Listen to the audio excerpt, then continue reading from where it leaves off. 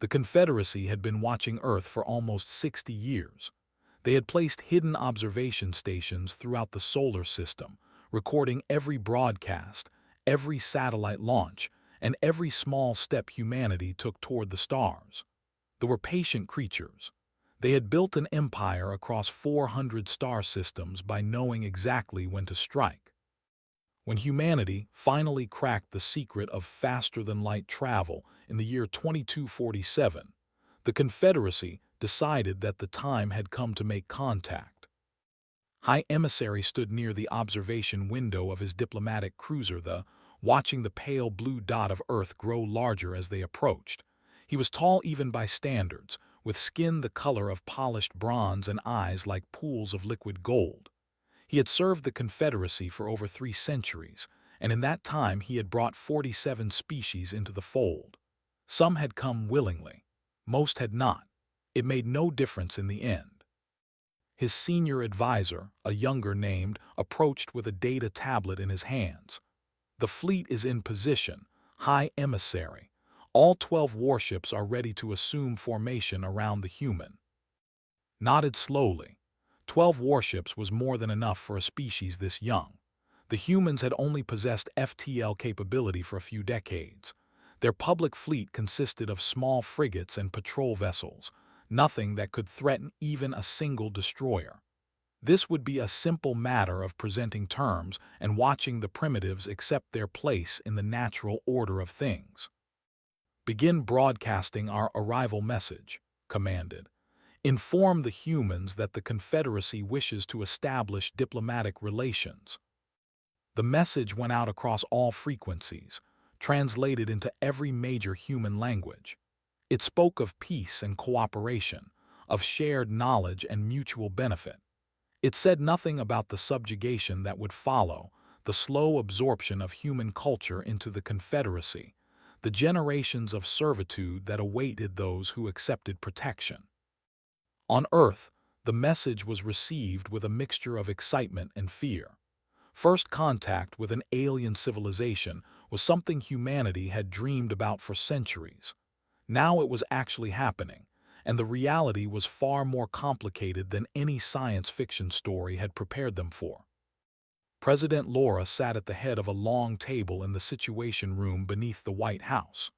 Around her sat the most powerful people on the planet, military commanders, intelligence chiefs, and senior diplomats from the United Terran Coalition. They had been in session for 6 hours, analyzing every piece of data they could gather about the alien fleet. Admiral Daniel Hayes was the last to speak. He was a man in his late 60s with gray hair cut short and eyes that had seen too many wars. He had commanded human vessels in 3 different conflicts, and had spent the last decade building the Terran Space Navy from nothing into a respectable defensive force. At least, that was what the public believed. "They brought warships," Daniel said, his voice calm and measured. 12 of them, arranged in a containment pattern around our orbital stations. Their weapons are powered but not actively targeting us. Yet." Secretary of State Grant leaned forward. "Admiral, we cannot assume hostile intent based on a defensive formation. They may simply be taking precautions. We would do the same in their position." "Perhaps," Daniel replied, "but I have been studying their approach vector. They did not come here directly. They made stops at 3 of our outer colonies first, scanning them, recording their defenses. They know exactly what we have and where we have it." He paused. "This is not a diplomatic mission, Madam President. This is a reconnaissance in force. They are here to intimidate us into submission." Laura studied the holographic display showing the alien fleet. The ships were beautiful in a terrible way, all curved lines and glowing energy fields. They dwarfed anything humanity had built, or at least anything humanity had shown to the public. "What do we know about the Confederacy?" she asked. Intelligence Director Maria Santos pulled up a series of files on her tablet. "We have intercepted and decoded several of their communications over the past 3 decades. The Confederacy is an empire in all but name. They absorb younger species into their hierarchy, using them as labor castes. Resistance is punished harshly. Several species that refused integration were wiped out entirely. The room fell silent. Laura felt the weight of the moment pressing down on her shoulders. Billions of lives depended on the decisions made in this room over the next few hours. Spoke again, his voice tight with barely controlled fear. If what you say is true, then we cannot possibly resist them. We must negotiate. Buy time. Perhaps we can find allies among other species in their confederacy.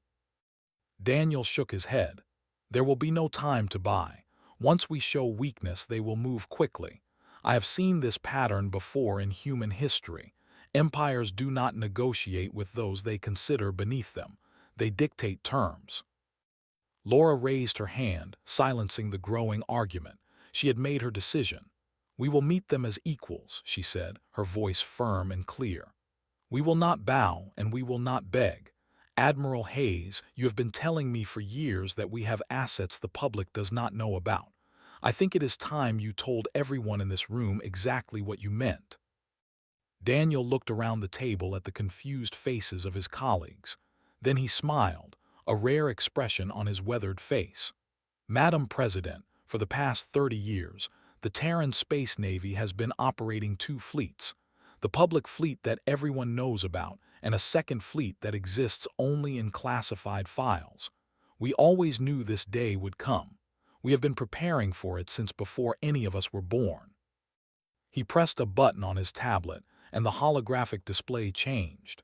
The image of the fleet disappeared, replaced by something that made everyone in the room gasp.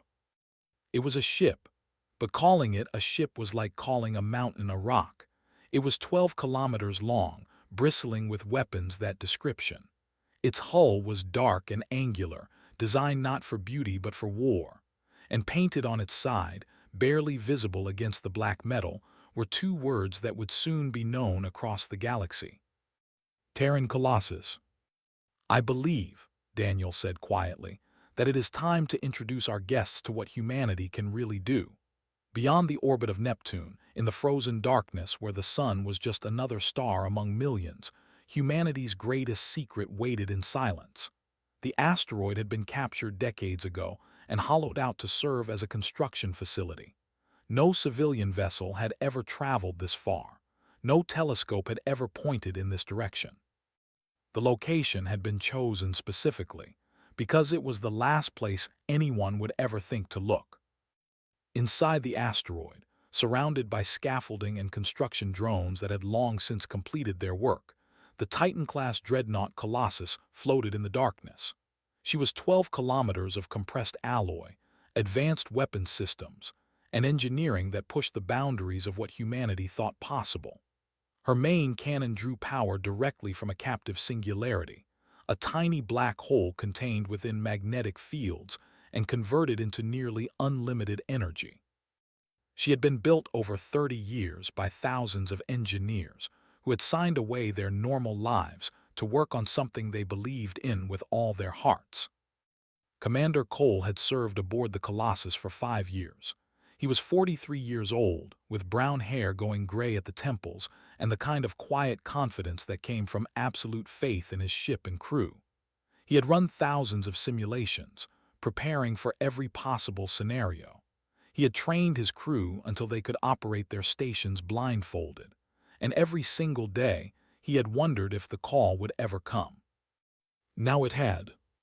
Stood on the bridge of the Colossus, reading the encrypted orders from Admiral Hayes for the third time. The words were simple enough. The alien fleet had arrived. Earth needed the Colossus to reveal itself. The waiting was finally over. All hands, this is the commander, announced over the communication system. His voice was steady, betraying none of the emotion churning in his chest. We have received activation orders from Fleet Command. This is not a drill. I repeat, this is not a drill. Prepare for immediate departure. Throughout the massive vessel, crew members who had spent years in isolation sprang into action. They had known this day would come. They had trained for it. They had dreamed about it. Now it was real, and every single one of them was ready. Chief Engineer Lisa Morgan was already in the reactor control room when the announcement came. She was a small woman with sharp eyes and hands that had been burned by plasma more times than she could count. The Singularity Drive was her baby, her life's work, and she knew every fluctuation of its power output like a mother knows her child's heartbeat. "Bring the reactor to full power," she ordered her team. "Slowly, give her time to wake up properly." The singularity at the heart of the Colossus began to spin faster, drawing in matter and converting it into pure energy. The lights throughout the ship grew brighter. Systems that had been dormant for months hummed back to life. The sleeping giant was opening its eyes. On the bridge, watched the power readings climb toward operational levels. His tactical officer, a young woman named, was running final checks on the weapon systems. His navigation officer, a veteran named Carl, was calculating the jump coordinates that would take them to Earth in an instant. "Navigation ready, Commander," Carl reported. "Course plotted for Earth orbit. We will emerge 50,000 kilometers from the alien fleet." "Weapon systems online and ready," added. "All batteries report full charge. The main cannon is powered and waiting." Took a deep breath. In a few moments, everything would change. Humanity would reveal itself to the galaxy as something more than a young species barely taking its first steps into the cosmos. They would show thee and anyone else watching that Earth was not to be underestimated. "Engage the drive," commanded. The Colossus folded space around itself like a piece of paper being creased. One moment it was floating in the darkness beyond Neptune. The next moment it simply was not there anymore. The journey across the solar system took less than a heartbeat, faster than light itself, faster than thought. When the Colossus emerged from its jump, it appeared in normal space with a flash of displaced energy that lit up every sensor in the system. The massive dreadnought hung in the void like a predator that had just stepped out of the shadows, its weapons already tracking the alien vessels that suddenly seemed very small in comparison. Aboard, the High Emissary was reviewing the terms of integration he planned to present to the humans when the alarms began screaming. He looked up at the main display screen and felt his heart stop beating for a long moment. The human ship was impossibly large. It dwarfed the entire fleet combined. Its energy signature was stronger than anything had ever seen, stronger than the flagship of the Confederacy's main battle fleet, stronger than the orbital defense platforms protecting there. "What is that?" whispered, his voice shaking. "High Emissary, what is that thing?" Could not answer. He was staring at the sensor readings, trying to make sense of what he was seeing. The humans were supposed to be primitives. They had only discovered faster-than-light travel a few decades ago. Their public fleet was made up of small patrol vessels. There was no way they could have built something like this. It violated everything the Confederacy knew about technological development. And yet there it was, hanging in space between the fleet and Earth, its weapons locked onto every single alien vessel with the casual precision of a predator that knows it has nothing to fear. "They are hailing us," one of the bridge officers reported, his voice barely above a whisper. Straightened his robes and tried to compose himself. He was a diplomat with 3 centuries of experience. He had faced hostile species before. He would not show fear now, even if his hearts were pounding so hard he could barely hear his own thoughts. "Put them through," he ordered. The face that appeared on the screen was human, a male with gray hair and calm eyes. He wore a military uniform decorated with medals and insignia that did not recognize. "I am Admiral Daniel Hayes of the United Terran Coalition," the human said. "On behalf of Earth and all her colonies, I welcome you to our solar system. I hope you will understand that we take the security of our very seriously. The vessel you see before you is the Colossus, the first of our Titan-class dreadnoughts. She is here to ensure that our diplomatic discussions proceed in an atmosphere of mutual respect and equality." Swallowed hard, the message was clear. The humans were not afraid. They had never been afraid. They had simply been waiting, watching, preparing for exactly this moment. "We look forward," Admiral Hayes continued with the faintest hint of a smile, "to a productive conversation. Shuttle carrying High Emissary and his delegation crossed the gap between thee and the Colossus in tense silence. Through the viewport, watched the human vessel grow larger and larger until it filled his entire field of vision. Up close, the Colossus was even more terrifying than it had been on the sensor display. Its hull was covered with weapon emplacements, sensor arrays, and armored plates thick enough to shrug off anything the fleet could throw at it. Sat beside him, his golden eyes wide with barely concealed terror. The other members of the delegation were equally shaken. They had come to Earth expecting to intimidate a primitive species into submission. Instead, they had found something that made their entire fleet look like toys. The shuttle entered the Colossus through a hangar bay large enough to hold a dozen warships. Human soldiers in powered armor lined the walls, their weapons held at ready positions. Everything about the scene was designed to send a message, and received it clearly. These humans were not the frightened primitives the Confederacy had expected. These were warriors, and they wanted to know it. An officer in a crisp uniform met them at the base of the shuttle ramp. "High Emissary, I am Lieutenant Commander Rachel Torres. I will escort you to the conference chamber. Please follow me, and please do not stray from the designated path. For your own safety, of course." Nodded stiffly and followed the human woman through the corridors of the massive ship. Every surface hummed with contained power. Crew members moved past them with disciplined efficiency, their eyes alert and their movements precise. The air itself seemed to vibrate with energy, as if the ship was a living creature holding its breath. The conference chamber was located near the center of the Colossus, protected by layers of armor and defensive systems. It was a large room with a circular table in the middle and viewports along one wall showing the stars outside. Standing at the far end of the room was a small human woman with brown hair and kind eyes. "High Emissary," she said warmly, stepping forward to greet him. "I am Ambassador Blake, representing the United Terran Coalition.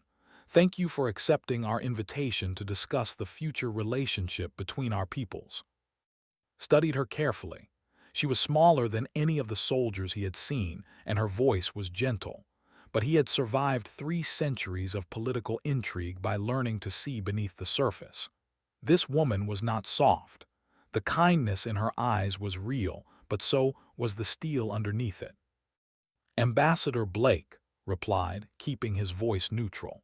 "I must admit that this meeting is not proceeding as I expected. When the Confederacy makes first contact with a new species, we are usually the ones providing security." Smiled. "I am sure you are. Please sit. We have much to discuss." They took their seats around the table on one side and humans on the other. Noticed that the human Marines remained standing along the walls, their weapons still ready. The message was clear. This was human territory, and there were guests here only because the humans allowed it. "Let us speak plainly," began. "We know why you are here, High Emissary. We have intercepted your communications. We have studied your history. We know what the Confederacy does to younger species that accept its protection." Felt a chill run down his spine. The humans had been listening. They had been preparing. Everything the Confederacy thought it knew about this species was wrong. "The Confederacy offers many benefits to its member worlds," said carefully.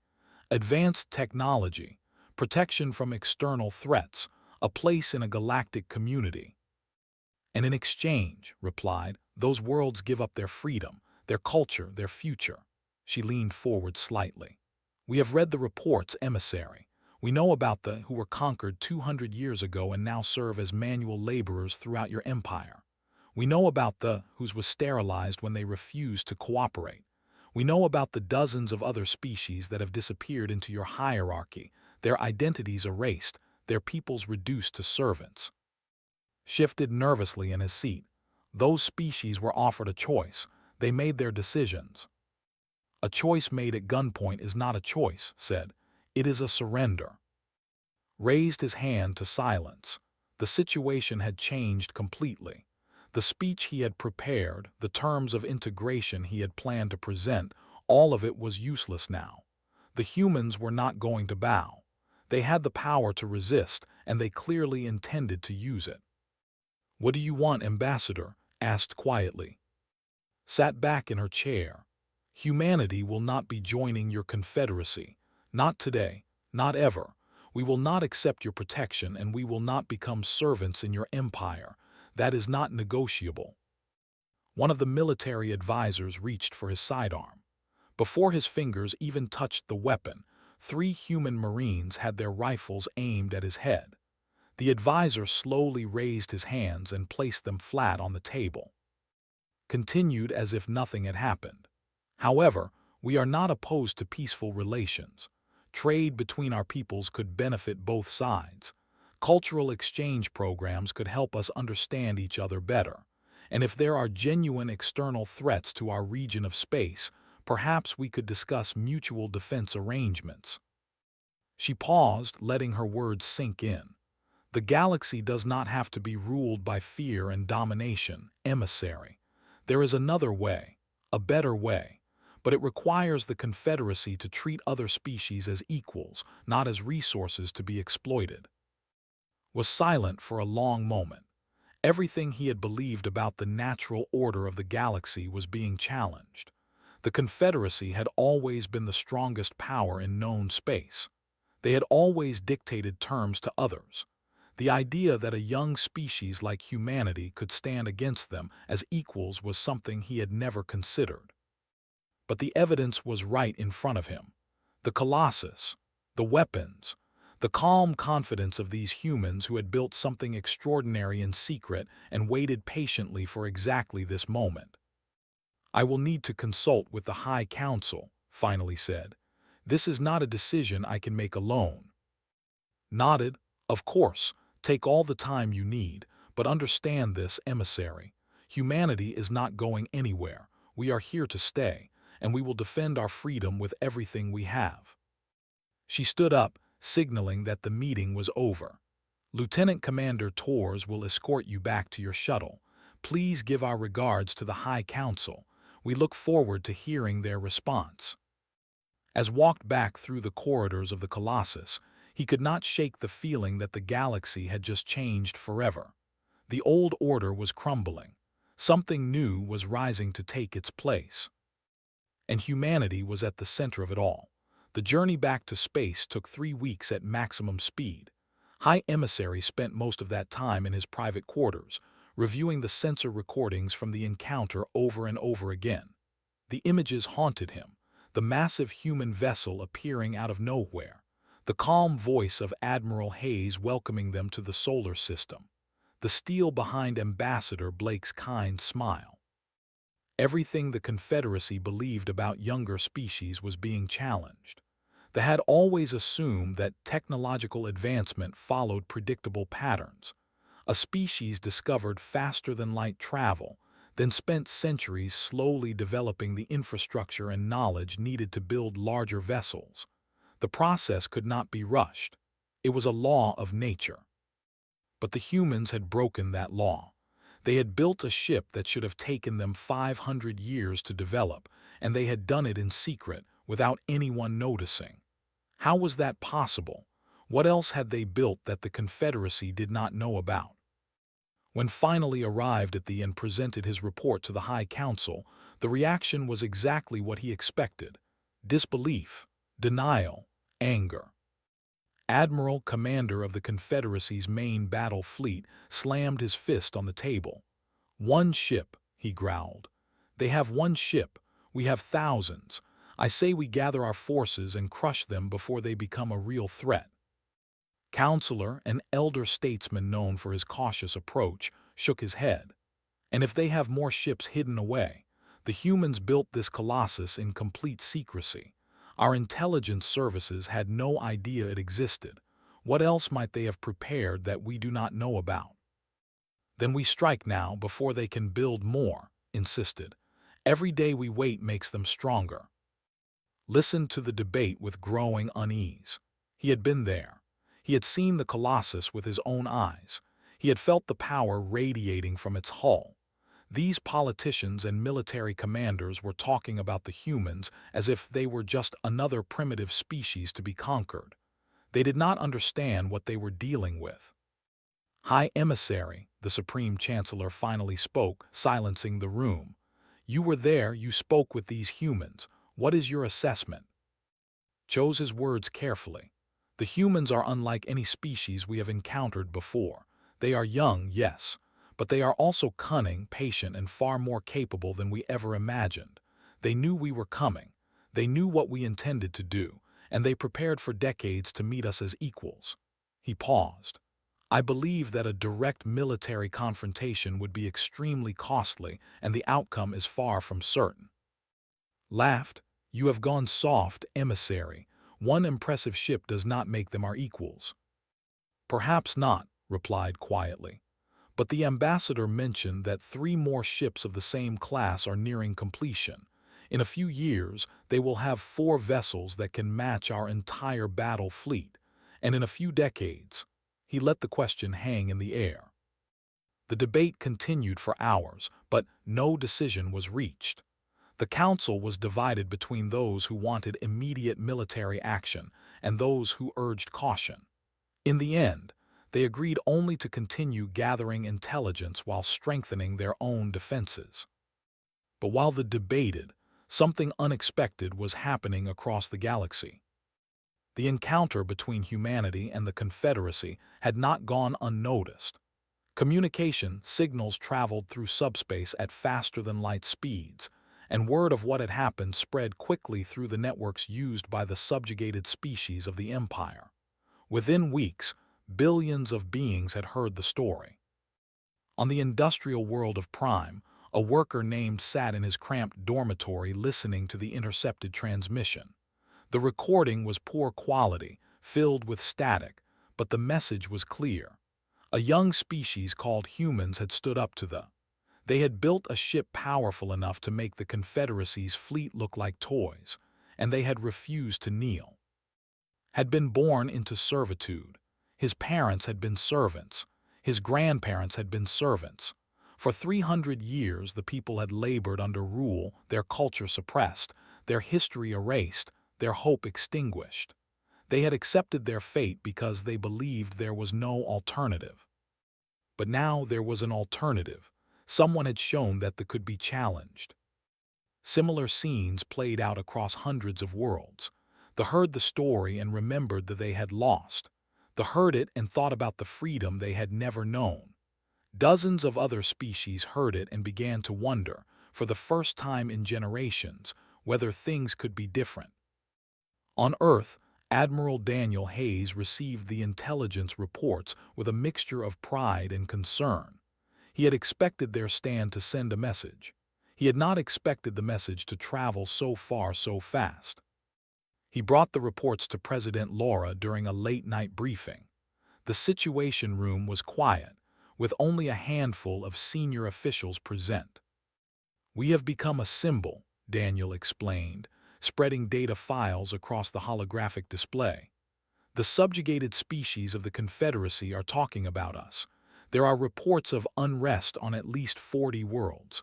Some are calling it the beginning of a rebellion." Laura studied the reports carefully. "We did not intend for this to happen." "No," Daniel agreed, "but it has happened nonetheless. The question now is what we do about it." Secretary of State Grant spoke up from the corner of the room. "We should distance ourselves from these developments. If they believe we are actively encouraging rebellion, they will have no choice but to attack us." "They may attack us anyway," Daniel replied, "and his faction are already pushing for war. Our existence threatens everything they believe about their place in the galaxy." Laura was silent for a long moment, weighing the options. Millions of lives hung in the balance, perhaps billions. Whatever she decided now would shape the future of not just humanity, but the entire galaxy. "If we do nothing," she finally said, "those species will remain in slavery forever. They will be punished for even daring to hope. We cannot ignore that." "What are you suggesting, Madam President?" asked nervously. Laura looked at Daniel. "Can we help them? Not directly, not with our own forces, but can we give them the tools to help themselves?" Daniel nodded slowly. "We can share technology through back channels, weapons designs, shipbuilding techniques, defense systems. It will take time, but eventually they could build forces capable of challenging the Confederacy." "That would mean war," warned. "Not today, perhaps not for years, but eventually." "War is coming either way," Laura replied firmly. "The only question is whether those species will face it alone or with the means to defend themselves." She made her decision. "Begin the technology transfers, quietly, and accelerate construction on all Titan-class vessels. If the Confederacy wants a war, we will be ready for them." The die was cast. There was no turning back now. The first rebellion began on Prime, 3 months after humanity's technology transfers started reaching the subjugated worlds. It was a small uprising at first, a group of factory workers who seized control of a weapons manufacturing plant and turned its products against their overseers. They responded with overwhelming force, sending a battle group to crush the revolt. But the fighters had new weapons. Human-designed plasma rifles that could penetrate armor, shield generators that could withstand orbital bombardment. And most importantly, they had hope, something that had been stolen from them for 300 years. The battle for Prime lasted 2 weeks. When it was over, the battle group had been destroyed, and they had declared their independence. The news spread through subspace like wildfire. Within months, similar uprisings erupted on dozens of worlds. They rose up and reclaimed their orbital stations. They overthrew their governors and established a provisional government. Species that had been silent for centuries found their voices again. The High Council watched their empire crumbling and finally agreed on the one option they had left: war. Total, unrestricted war against humanity and anyone who supported them. Admiral assembled the largest fleet in history, 800 warships, drawn from every corner of the Confederacy. He led them personally toward Earth, determined to end the human threat once and for all. Commander Cole received the warning 48 hours before the fleet entered human space. By then, the Terran Space Navy had grown significantly. The Colossus was no longer alone. Her sister ships, the Leviathan, the Behemoth, and the Sovereign, had all been completed. Additional vessels of smaller classes filled out the fleet, manned by crews who had trained their entire lives for this moment.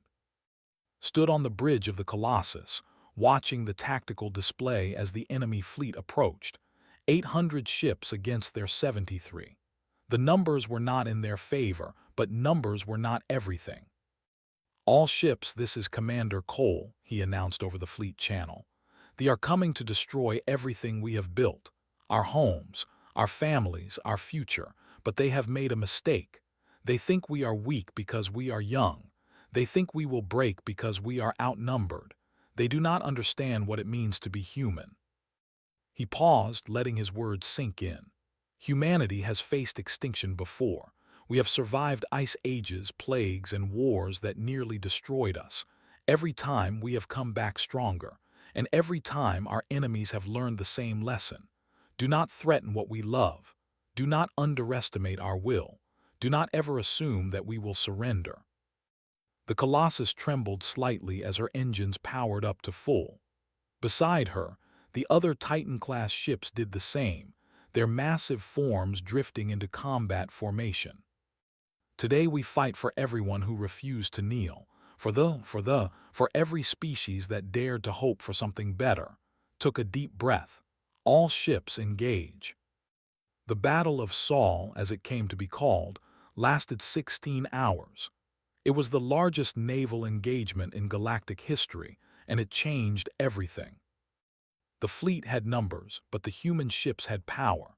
The Colossus alone destroyed over 100 enemy vessels, her main cannon tearing through their hulls like paper. The Leviathan held the flank against wave after wave of attacks. The Behemoth and the Sovereign worked together to break the enemy formation, creating chaos in the lines. And throughout the battle, the smaller human ships darted between the giants, protecting them from missile attacks and finishing off damaged enemies. When it was over, Admiral was dead, his flagship torn apart by concentrated fire from all 4 Titan-class dreadnoughts. The remnants of his fleet fled back to space, carrying news of the disaster. The war continued for 3 more years, but the outcome was never really in doubt. The Confederacy was weakened by internal rebellions and unable to match humanity's advancing technology. One by one, their subject worlds broke away. One by one, their fleets were defeated. When the last holdouts finally surrendered, the galaxy looked very different than it had before. The Galactic Coalition was formally established 6 months after the war ended. It was unlike any previous interstellar government. There was no hierarchy, no ruling species, no subjugated classes. Every member world had an equal voice. Every species was treated with dignity and respect. Ambassador Blake was chosen as the Coalition's first Secretary General, a position she had never sought but accepted out of a sense of duty. Her inauguration ceremony was held on the Colossus, now converted from a warship to a symbol of peace, orbiting above Earth. Representatives from over 50 species attended, filling the great hall that had once been a weapons bay. Stood beside, sat with humans. Species that had never met before shook hands and exchanged greetings in 100 different languages. Stepped up to the podium and looked out at the assembled crowd. Her hair was gray now, her face lined with the weight of the years, but her eyes were still kind and her voice was still strong. "We did not seek this role," she began. "We did not ask to become the guardians of a galaxy that had forgotten what freedom meant. Humanity wanted only to live in peace, to explore the stars, to build a future for our children."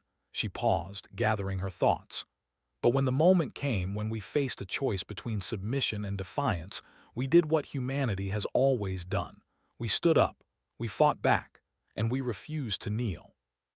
She looked around the room, meeting the eyes of beings from dozens of different worlds. "Today we begin a new chapter in galactic history. Not as conquerors, not as rulers, but as partners. The Coalition will face many challenges in the years to come. There will be disagreements and conflicts, but as long as we remember why we came together, as long as we hold onto the principles that brought us here, we will overcome them." Her final words echoed through the great hall, carried by speakers to every corner of the ship, broadcast across subspace to every member world of the new Coalition. The age of empires is over. The age of freedom has begun. Somewhere in the back of the hall, Admiral Daniel Hayes watched the ceremony with quiet satisfaction. He was retired now, his fighting days behind him. But he had lived long enough to see the galaxy transformed, to see the seeds of hope that humanity had planted grow into something beautiful. Commander Cole stood beside him, now promoted to Admiral of the Coalition fleet. The Colossus and her sister ships patrolled the borders of Coalition space, a reminder to any who might threaten their new alliance. Outside, the stars shone bright and clear, stretching out to infinity.